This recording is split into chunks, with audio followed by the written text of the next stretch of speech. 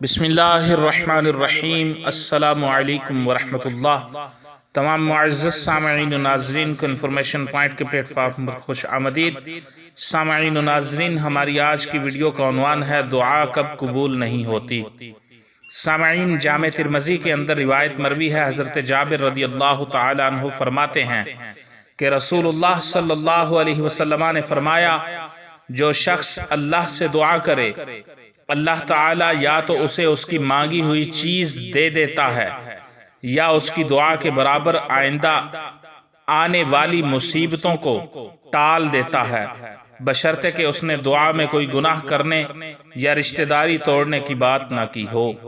جامع ترمذی کی روایت ہے کہ جو شخص اللہ سے دعا کرے اللہ یا تو اسے اس کی مانگی ہوئی چیز ہی دے دیتا ہے یا اس کی دعا کے برابر آئندہ آنے والی مصیبتوں کو ٹال دیتا ہے، بشرطے کہ اس نے دعا میں کوئی گناہ کرنے یا رشتہ داری توڑنے کی بات نہ کی ہو۔